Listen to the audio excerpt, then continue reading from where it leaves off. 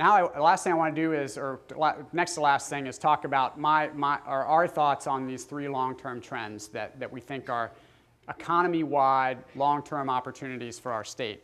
The first one is the rise of Asia, and I'll talk more about that in a minute. The second one is the clean energy transition, and the third one is the increasing prevalence of software across all kinds of industry sectors. And so I want to talk a little bit about each of those. In terms of the rise of Asia, what this is showing is kind of world GDP over the last 8 or 9 years. And it's an eye chart. Generally, the world GDP has been growing. That's good. The little slither at the top is the East Asia, South Asia, Pacific part, the developing Asia part of that world GDP. And basically, the developing Asia part share has gone from 7.3% in 2000 to 11.2% in 2008.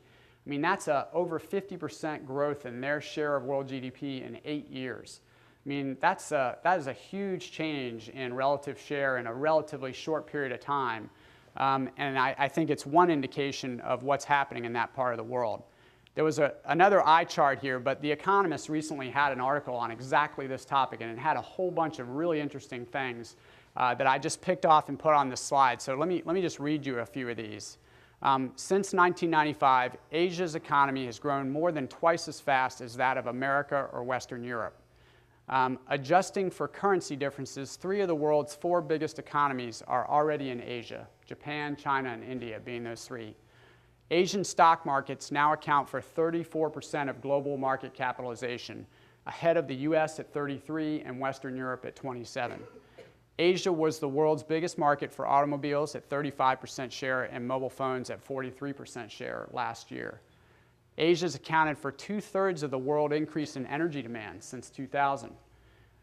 In 2009, this one is particularly interesting, 40% of global capital investment last year took place in Asia, more than in the US and Europe combined. 8 of the top 10 IPOs in 2009 were Asian firms. More than twice as much IPO capital was raised in China and Hong Kong last year as in the United States. And the last one, Asia accounted for over half of the world output in 18 of the last 20 centuries. So one of the most interesting things in that article was that for a long time, Asia was a big part of the world's output. And it actually, in the communist revolution, and actually, I guess even earlier than that, sort of turned inward and dramatically shrank in its role in the world. But it's coming back to, to a place that's probably a more natural equilibrium place for a part of the world that has that much of the world's population. So that's just a whole bunch of reasons why. And we're in a gateway position to that part of the world. And we've built great relationships on a lot of dimensions with that part of the world.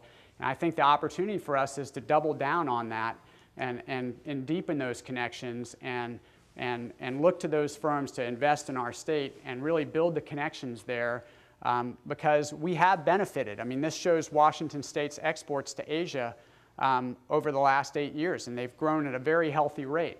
So we're already benefiting from this. I just think, and I don't think we've fully turned our attention to it as an opportunity for us statewide.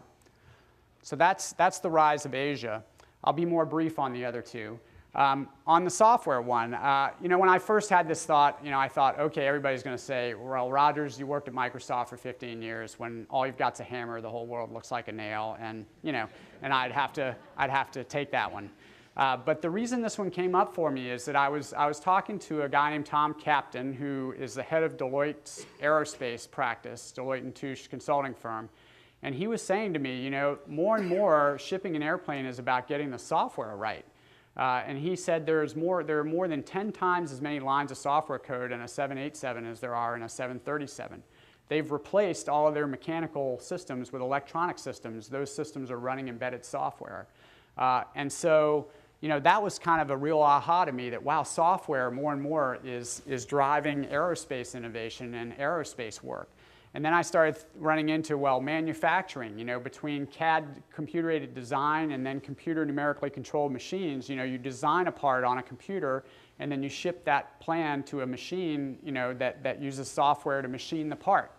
If you look at at energy, you know, that one's one that a lot of people understand, the way the smart grid and software will help us, you know, to shape a smart grid that makes us more efficient in our energy system. In life sciences, the genome has been sequenced. It's a giant database.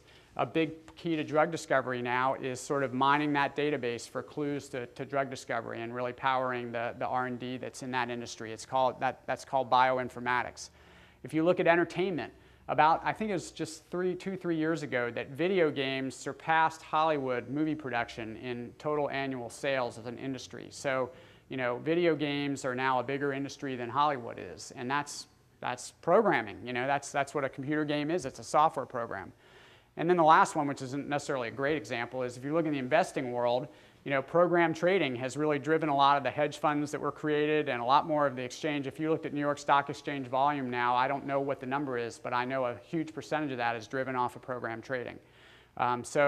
And then just flying out here this morning, I was reading an Economist article on oil exploration and discovery and some of the advances in offshore oil exploration. And they're talking about how it's really been software technology to analyze all the data coming off of these sonar studies they're doing of the ocean floor to help them figure out where to drill for oil has been a big reason why there have been all these huge offshore oil discoveries in the last 5 to 10 years. So the point is, I just think that the world is getting more digital. And the great news is we have a huge software skill base in this state. There's a big chunk of it right here in the Tri-Cities, in the National Laboratory and in some of the things that have sprung out around the laboratory. And right now, our software skill base is pretty IT-oriented. It's more IT-oriented than most states because of Microsoft and Amazon. But the opportunity, I think, is to take that skill base and point it at other industry sectors and potentially drive very lucrative businesses and opportunities for us as a state by thinking that way. So I think that's another one I would propose. And then the last one is clean energy, and I think Mike has been way more eloquent than me about some of that. I would just point out that, you know, there's a big focus around green jobs, and I think that's a very tough thing to figure out because I think every industry sector has an opportunity around the clean energy transition. I've been defying people to name an industry sector that doesn't. You know, I think agriculture does. I go to the extreme example of you make drilling rigs for oil exploration or oil, recovery. Well, you know, maybe you have a chance to create a new product line that's focused on geothermal energy exploration or development as an oil drilling rig company. Law firms, investment banking, automobiles. Look at how the automobile industry is completely, pivoting to hybrid and electric vehicles and hydrogen vehicles. So anyway, I think I'm probably preaching to the choir, but I just think that's a transition that offers opportunity in almost every sector of our economy. So those are my three, and I'd love to hear from anybody about your thoughts on whether there are others or whether those don't make sense.